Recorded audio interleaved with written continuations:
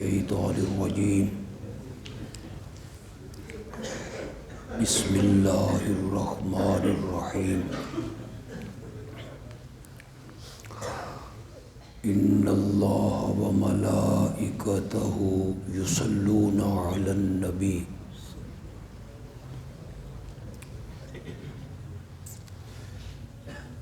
یا ایہا الذین آمنوا صلو علیہ وسلموا تسلیما۔ ایک مرتبہ سب درود پڑھ لیں۔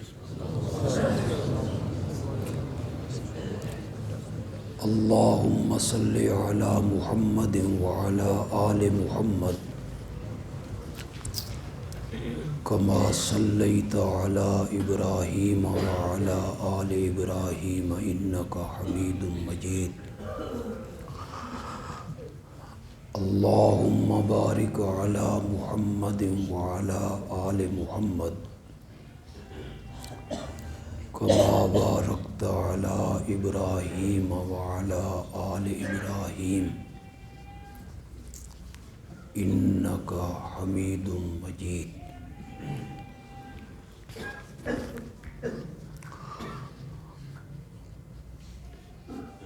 تھوڑی سی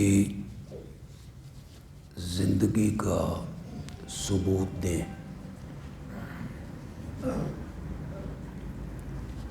میں زندوں سے گفتگو کرنا چاہتا ہوں،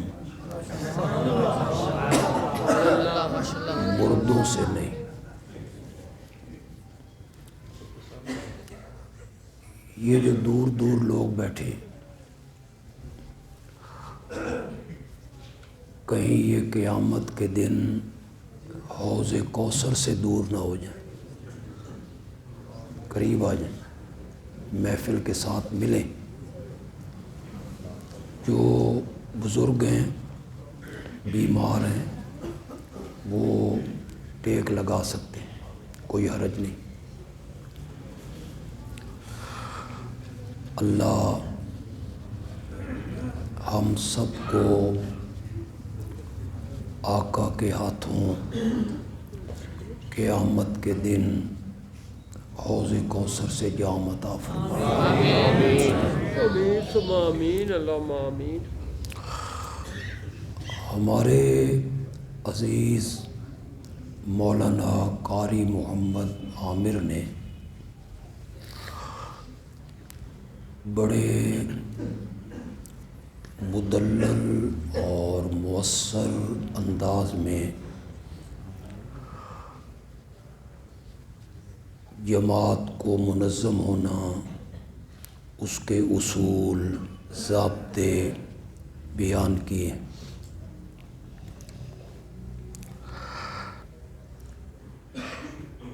ہم سب ایک جماعت میں، جماعت کی لڑی میں ہم سب کا پرویا جانا کیوں ضروری؟ اس پر بھی انہوں نے کچھ گفتگو کی۔ ایک وجہ منظم ہونے کی، جماعت میں جڑنے کی میرے ذہن میں آئی۔ ہر بندے کو اللہ نے مختلف قسم کی صلاحیتیں عطا کی۔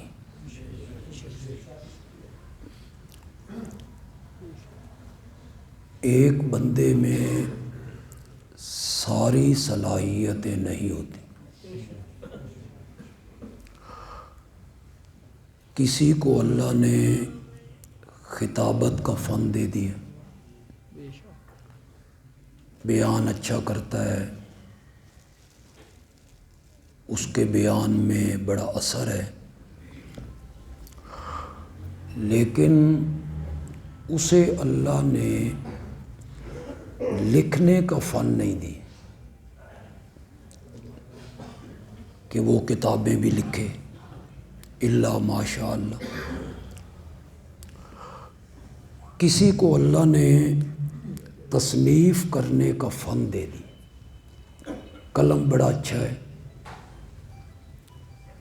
لکھتا خوبصورت ہے۔ کسی کو اللہ نے مناظرے کا فن دے دی،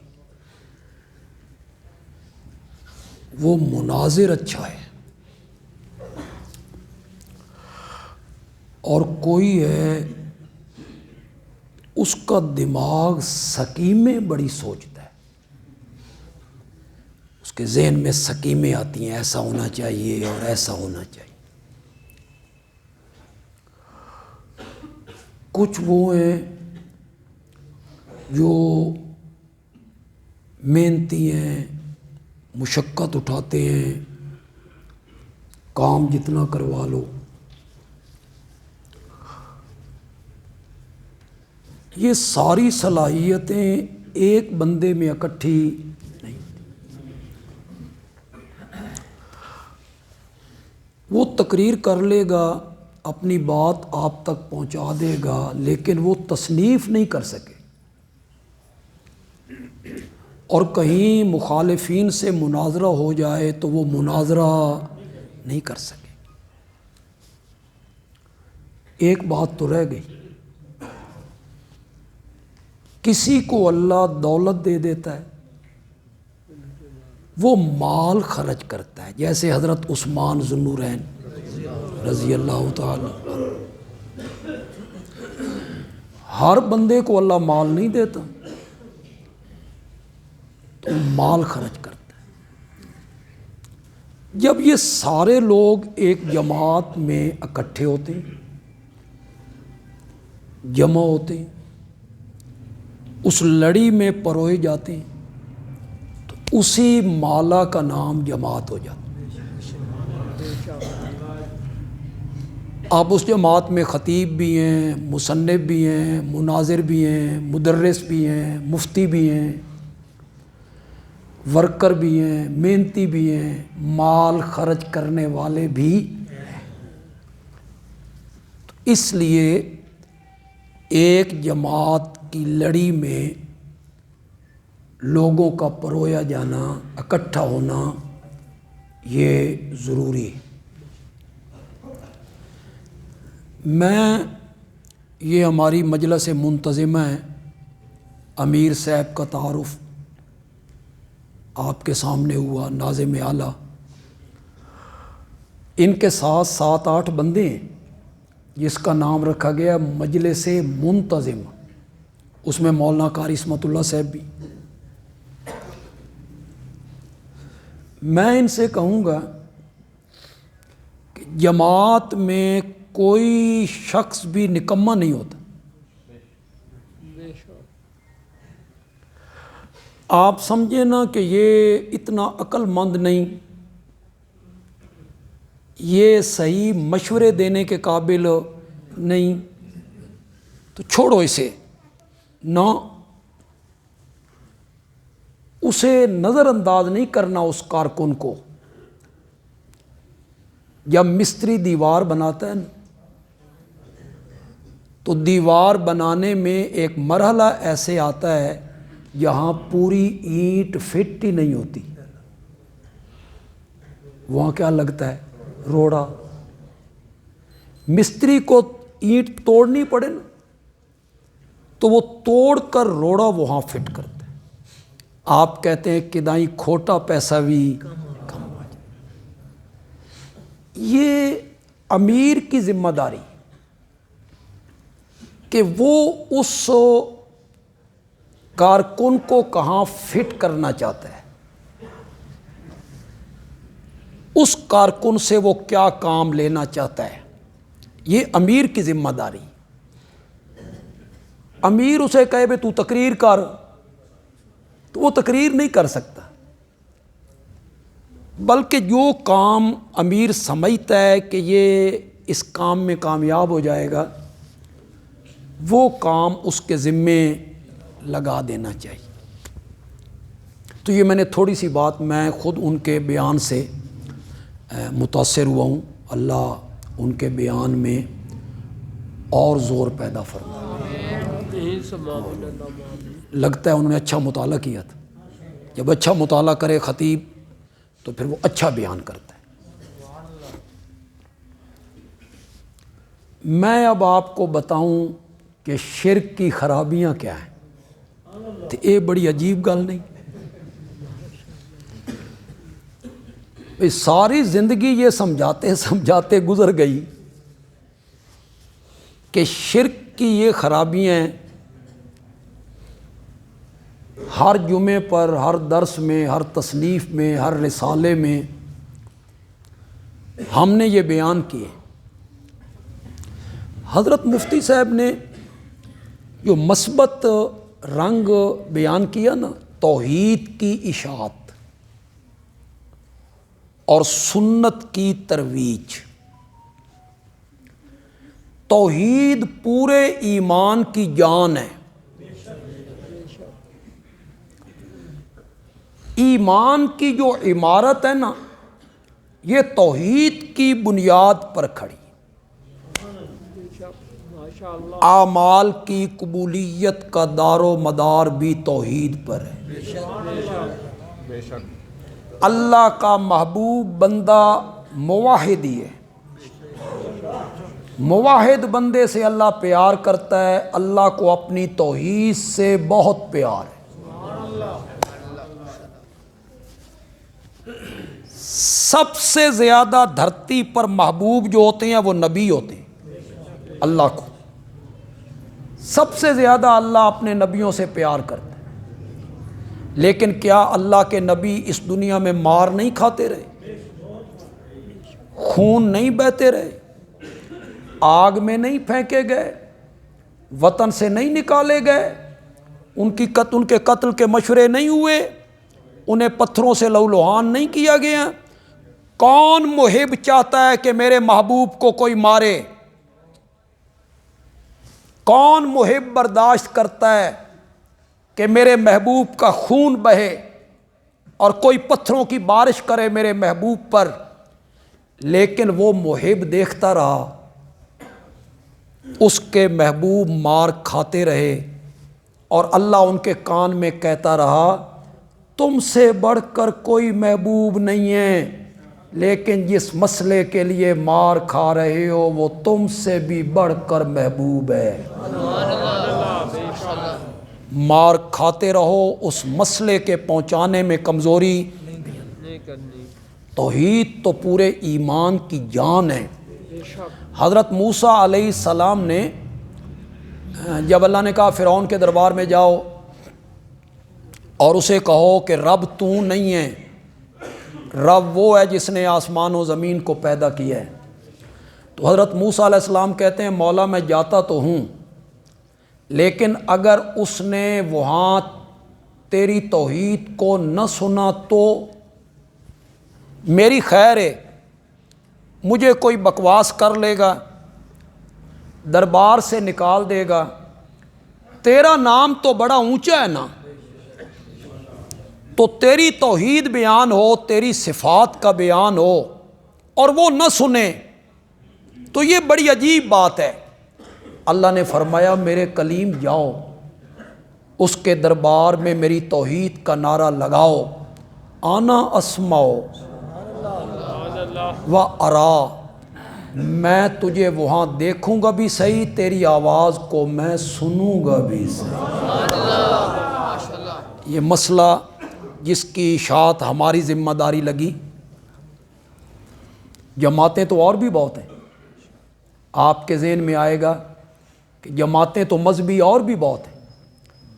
میں کسی جماعت کے نسب العین پر تنقید نہیں کرنا چاہتا، نہ یہ محفل اس کے لیے سجائی گئی، جبکہ وہ جماعتیں ہمارے خلاف بولتے ہیں اور ہم تک ان کی باتیں بھی پہنچتی ہیں، لیکن میں نہیں کرنا چاہتا. جو لوگ تحفظ ختم نبوت کے محاذ پہ کھڑے ہیں اللہ انہیں کامیابیاں عطا فرمائے. ایک اچھا مشن ہے، میرے آقا کی ختم نبوت کا تحفظ ہونا چاہیے، تحریراً بھی، تقریراً بھی، مالی لحاظ سے بھی، کانفرنسوں کے ذریعے بھی. مرزائیت کے خلاف جہاد ہونا چاہیے، جو جماعتیں عظمت صحابہ کے دفاع کے محاذ پہ کھڑی ہیں، ہم ان کے لیے دعا گو ہیں، اللہ انہیں کامیابیوں سے ہمکنار کرے، اللہ ان کی مشکلات کو کم کرے۔ ہم ان کا رد نہیں کرنا چاہتے، ہم آپ کو یہ نہیں کہنا چاہتے کہ آپ ادھر نہ جائیں، یہ میرے پہلے جملے ہیں، وہ غلط ہیں، ان کا رستہ ٹھیک نہیں، وہ غلط محاذ پہ ہیں، ہم یہ نہیں کہنا چاہتے۔ جو عظمت صحابہ کے دفاع پر ہیں، تحفظ ختم نبوت کے دفاع پر ہیں، اصلاح اعمال کہ عمل لوگوں کے اچھے ہونے چاہیے، اس محاذ پہ ہیں، سب اپنی اپنی جگہ پر کام کر رہے ہیں۔ لیکن مجھے تحدیث نعمت کے طور پر یہ فخر ہے کہ اس گئے گزرے دور میں اللہ نے مجھے اور میری جماعت کو اس محاذ پہ کھڑا کیا ہے جس محاذ پہ اللہ کبھی اپنے نبیوں کو کھڑا کیا کرتا۔ میرا نسب العین سب سے اعلیٰ ہے، میں دوسروں کی دکان کے سودے کو کھوٹا نہیں کہنا چاہتا، میں نہیں کہنا چاہتا کہ ان کا سودا کھوٹا ہے، یہ میں نہیں کہنا چاہتا، میں یہ کہنا چاہتا ہوں کہ میری دکان میں جو سودا ہے ان کے سودے کی نسبت سے یہ اعلیٰ ہے۔ اتنا کہنے کا تو مجھے حق ہے نا کہ جو نسب العین میرا ہے وہ اعلیٰ نسب العین ہے۔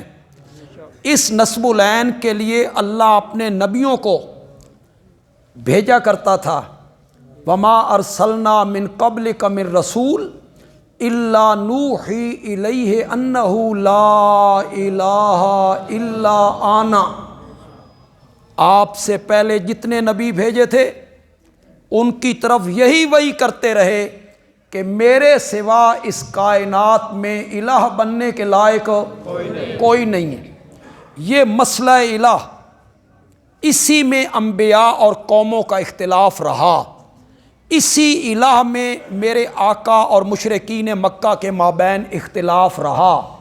میرے آقا کہتے تھے لا الہ الا اللہ، مشرکین کہتے تھے اللہ بھی الہ ہے، حضرت ابراہیم بھی الہ ہے، لات منات بھی۔ جھگڑا اسی مسئلے میں تھا۔ آج اسی مسئلے کو لے کر ہم ملک کے کونے کونے میں پہنچے ہیں۔ ہم نے لوگوں کو بتایا ہے الہ کیا کون ہوتا ہے، الہ کی صفات کیا ہوتی ہیں، ہم نے لوگوں کے سامنے بیان کیا ہے مسئلہ توحید کو واضح انداز میں۔ کوئی اس میں ہم نے پردے نہیں ڈالے، تیل نہیں لگایا، ودو لو تدہنو فیدہنون، ایسا نہیں کیا ہم نے کہ اس طرح ہم بیان کریں کہ لوگوں کو سمجھ ہی نہ آئے کہ خطیب صاحب کہنا کیا چاہتے ہیں۔ ہمارے سرگودا میں ایک خطیب صاحب تھے، ان سے کسی بندے نے پوچھا مولانا 11ویں حلال ہے کہ حرام؟ تو انہوں نے 1 گھنٹہ تقریر کی، نہ حلال کہتے تھے نہ حرام کہتے تھے۔ ان کے ذہن میں تھا بھئی میں حلال کہہ دوں اے حرام والے چوبے، اور میں حرام کہہ دوں اور یہ حلال والوں میں ہو، تو یہ مشکل ہے نا کام۔ اب چندوں پر ضرب پڑتی ہے نا، مقتدیوں پر ضرب پڑتی ہے، لوگ گھٹنوں کو پھر ہاتھ نہیں لگاتے، لوگ پھر یوں نذرانے پیش نہیں کرتے، لوگ پھر ہاتھ نہیں چومتے، لوگ پھر آگے پیچھے یوں نہیں پھرتے ہیں اگر انہیں الہ کا مفہوم سمجھایا جائے۔ میرے تفسیر کے استاد تھے حضرت شیخ القرآن مولانا غلام اللہ خان رحمۃ اللہ علیہ، میں نے ان سے قرآن کی 2 مرتبہ تفسیر پڑھی تھی۔ وہ کہا کرتے تھے کہ حضرت جی تم بازار میں آؤ تو لوگ کھڑے ہو جاتے ہیں، تم گھر سے باہر نکلو تو لوگ تمہارے ہاتھ چومتے ہیں، پھر گھٹنے کو ہاتھ لگاتے ہیں، پھر حضرت جی حضرت جی حضرت جی کہتے ہیں، اور میں اپنے مکان پرانے قلعے سے نکل کے راجہ بازار کی طرف آتا ہوں تو لوگ مجھے دیکھتے ہیں، تو لوگ مجھے دیکھ کے کہتے ہیں، تو وہ کہا کرتے تھے کیوں میں انہاں دی ماں ماری ہے؟ یہ مجھے دیکھ کے جو کانوں کو ہاتھ لگا رہے ہیں میرا قصور کیا ہے؟ پھر وہ قصور اپنا بتاتے تھے. وہ کہتے تھے تجھ میں اور مجھ میں فرق یہ ہے کہ تو بند کمروں میں بیٹھ کے بتیاں بجھا کے اندر لا الہ الا اللہ کی ضربیں لگواتا رہتا ہے اور غلام اللہ خان مجمع میں الہ کا معنی بتاتا رہتا ہے. ضربیں آج میں بھی لگوانی شروع کر دوں. بھائی معاویہ مسجد آ جاؤ، ہفتہ وار مجلس ذکر ہوئے گی، پھر بتیاں بند ہو جائیں، چادریں اوپر ہوں، لا الہ الا اللہ الا اللہ. ہو سکتا تسی تے نس جاؤ، بھائی بندیالوی صاحب پٹڑی تو لے گئے نے. لیکن اور بڑے بندے آئیں، اور بڑے بندے آئیں، مال بھی ملے، دولت بھی ملے، تحفے بھی ملے، حضرت جی حضرت جی. لیکن جو عالم حق کی بات چھپاتا ہے اور قرآن پہ پردے ڈالتا ہے، اس پر رب کی لعنت ہے. یہ قرآن نے لعنت کی ہے، قرآن نے. یہ جو تم دیکھتے ہو نا گھنڈ کڈی پھر دینے، اتے پگڑیاں تے پھر اتے چادراں تے کسی کبوتر دی طرح بس لگے ہوئے ہیں، سٹیج بیٹھے ہیں، سر جھکائے ہوئے ہیں. 3 گھنٹے ایک سٹیج پہ یہاں سرگودا میں ایک بزرگ آئے، وہ 3 گھنٹے یوں سر جھکا کے گھنڈ کر کے یوں بیٹھے رہے. ایک بندے وچوں بولیا اس آکھیا ہلا کے ویکھو تے صحیح مارتے نہیں گیا کہ نہیں. یہ بس اس کا نام بزرگی ہے؟ پگڑی باندھنے کا نام بزرگی ہے؟ گھنڈ نکالنے کا نام بزرگی ہے؟ کلے باندھنے کا نام علم ہے؟ عالم وہ ہوتا ہے جس کی پگڑی بڑی ہو، عالم وہ ہوتا ہے جو جبے کبے میں آئے، اس کے کاندھے پہ ایک رومال ہو، ایک ہاتھ میں وہ عالم ہوتا ہے. یہ پیری مریدی ہے. پیر وہ ہوتا ہے، وہ جس بزرگ کے پاس ایک مرید گیا تھا اور اس نے کہا سار رہا اور کہا حضرت جی من اجازت دیو، کچھ نہیں ویکھیا. اس نے سمجھا تھا پیری پانی تے چلن دا نام ہے، پیری ہوا اڈن دا نام ہے. اس نے یہ سمجھا تھا. اس نے جی کچھ نہیں ویکھیا. پیر صاحب نے کہا یہ بتا 1 سال تو میرے پاس رہا ہے، میرا کوئی قدم نبی کی سنت کے خلاف اٹھتے ہوئے دیکھا کہ میں نے کوئی قدم سنت کے خلاف؟ یہ ہے پیری. تو اللہ نے ہمیں ایسے محاذ پہ کھڑا کیا، اس محاذ پر اللہ کبھی اپنے نبیوں کو کھڑا کیا. تو یہ جو شرک ہے نا، یہ توحید کی ضد ہے. ضد سمجھتے ہیں؟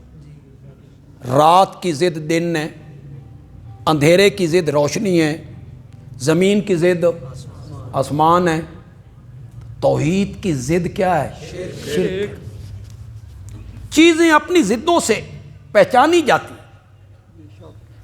دن پہچانا جاتا ہے رات سے، قدر تب آتی. تو جب تک شرک کی سمجھ نہ آئے اس وقت تک توحید کی سمجھ نہیں آ سکتی. توحید کے سمجھنے کے لیے شرک کی حقیقت کو سمجھنا ضروری ہے.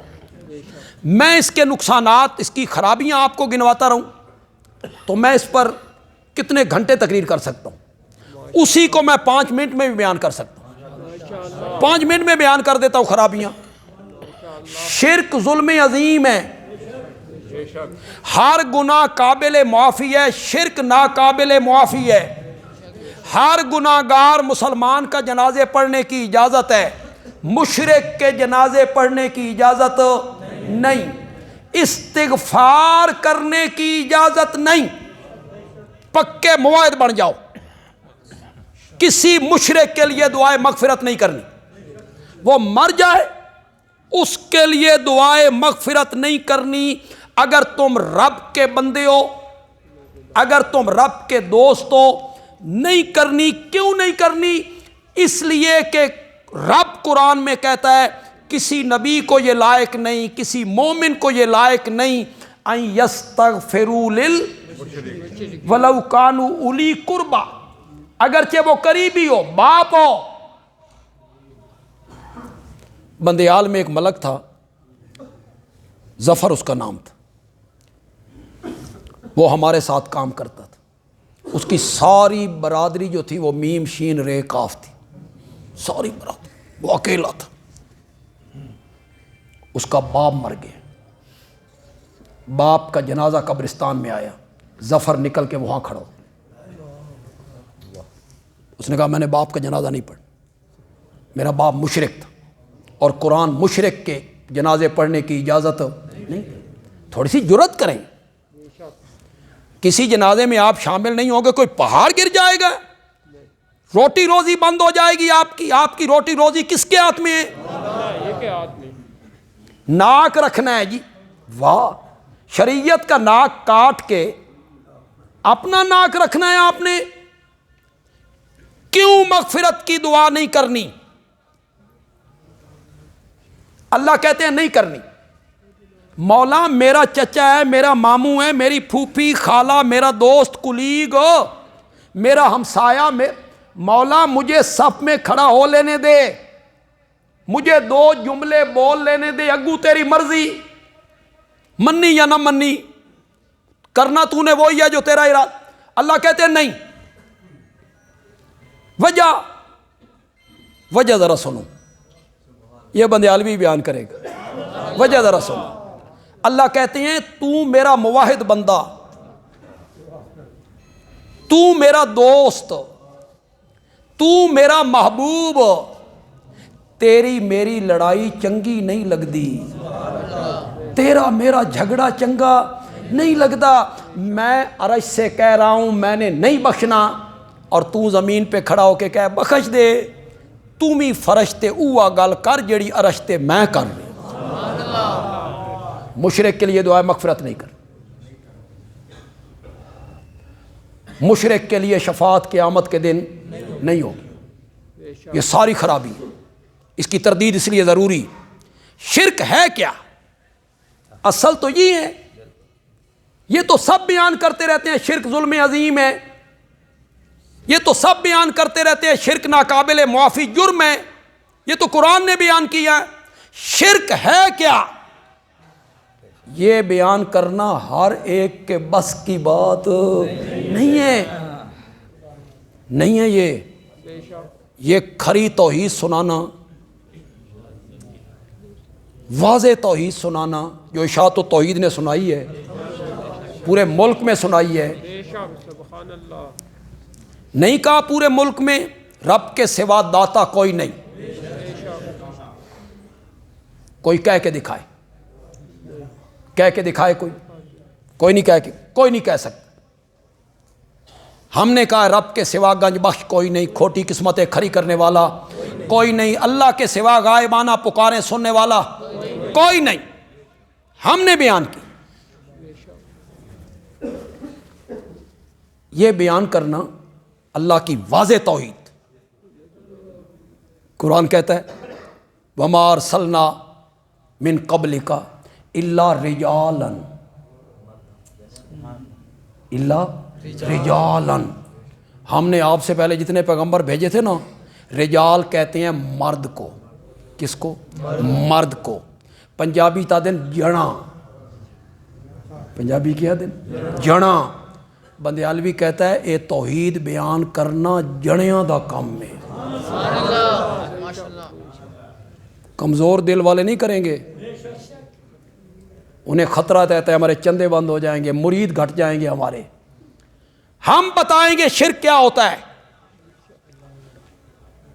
میں کہتے اتنے تو نہیں چلا گیا، ہاں چلو بس 2 منٹ، نہیں یہ بڑی پابندی آج کل کر رہے تواڈے واسطے کھان پین دا انتظام ہے تے وافر انتظام ہے، جتنا مرضی کھاؤ، انہیں نہیں کہ ختم ہو جانا، نہیں ختم ہوتا انشاءاللہ، بسم اللہ پڑھ کے شروع کریں گے انشاءاللہ، بس 2-3 منٹ میں بیان کر لوں گا، شرک سمجھا دوں گا۔